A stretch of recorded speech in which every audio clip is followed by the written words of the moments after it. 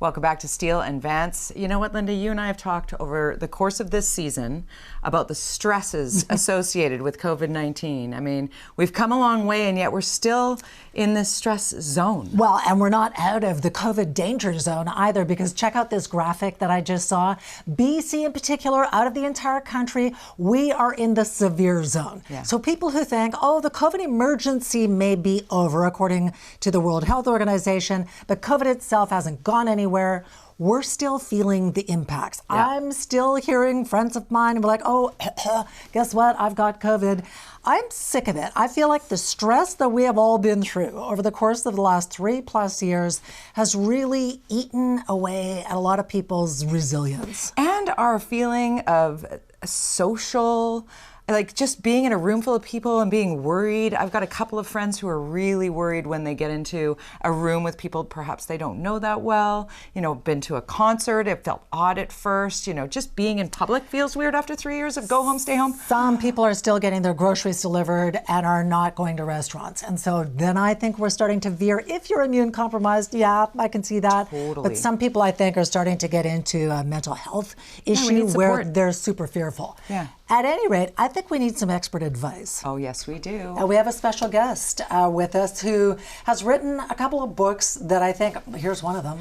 Check this out. Such a good book. When Women Rise. Dr. Michele Kambolis is a family therapist and someone who has helped all kinds of people, and she's joining us here in the studio. Thank you so much for coming in. Thank you for having me. This is an important topic. Yeah. Where to begin even? Well, let's just talk about what you're seeing in terms of COVID and over the last 3+ years, how it's impacted adults, children, families. Well, I think it's going to be years before we really understand how far-reaching the effects have been on our mental health. But we can say that there's been an increase in anxiety and depression and stress-related illness. It's in particular, it's affecting women because we're the stress absorbers. Time magazine had a front cover calling women the shock absorbers because we've been working so hard to make sure that everyone around us is managing okay and getting through it.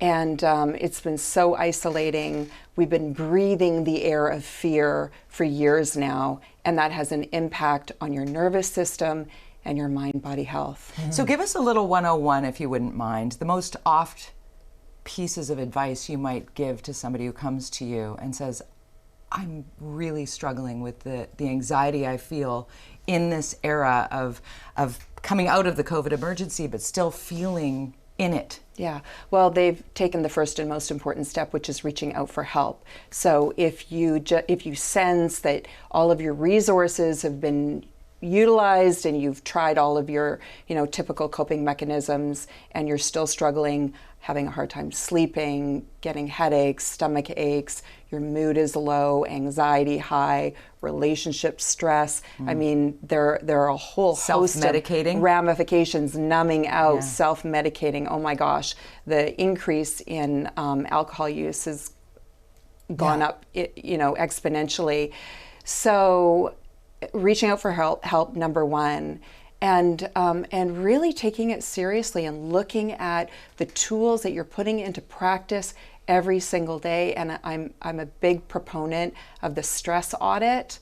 Look at everything from the quality of your sleep to the amount of downtime to those tools that you're using in order to soothe the nervous system, meditation, yoga, and self-care practices.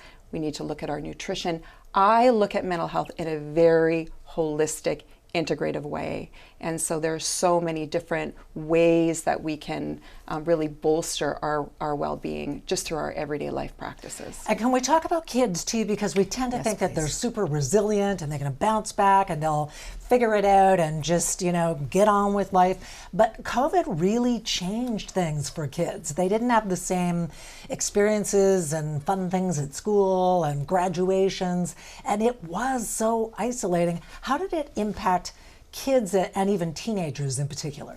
Well, I think it robbed them of many really important developmental experiences and milestones. I think about my own son who was in his graduating year when COVID really hit hard. That's tough. And they were all masked. He had just moved schools. So it has such an impact in terms of social connection, relationship development, and just being able to learn in that environment is extraordinarily difficult. And it was very isolating for most of them. And it's going to take some time to work that through. How do we begin to recover from that? I know there are people watching right now who are like, that's my son, or that's my daughter, or that's me. So when you are seeing it, you're feeling it, because we've all heard how difficult it is to catch up for that lost time, that lost connection, those sweet years where you make a lot of your mistakes in life, right? And are forgiven for them, and it's fun and a little chaotic in a good way. How do we gift that back to our young people? It's such a good question. I think first of all we need to normalize it, because when you're going through it you feel so alone. So to talk about the fact that we're all really struggling to process what's just happened here, and we're, like you said, we're still in it to a certain degree. So normalizing is really important, and looking for the strengths. So what's working and why? I like that. And how can you build on that? Yeah. The other thing that I have noticed is that it felt like we were just getting hit on the head with a fry pan. It was COVID, and then we have the economic crisis, and we have war in Ukraine, and it just kept stacking. And a lot of people were discovering that they, couldn't even afford to buy groceries. So they were having to take things out of their life just to be able to feed the family. That's got to weigh really heavily on people. It does weigh heavily, and it takes us into this future-focused, fear-based thinking. Right. So we're in fight or flight. That's important. We're worried about what's going to happen around the corner. And it takes us out of the moment. So there's research to show that we're only in the moment, present to our lives, 50% of the time. That's 50%. 50% of our life that we're missing.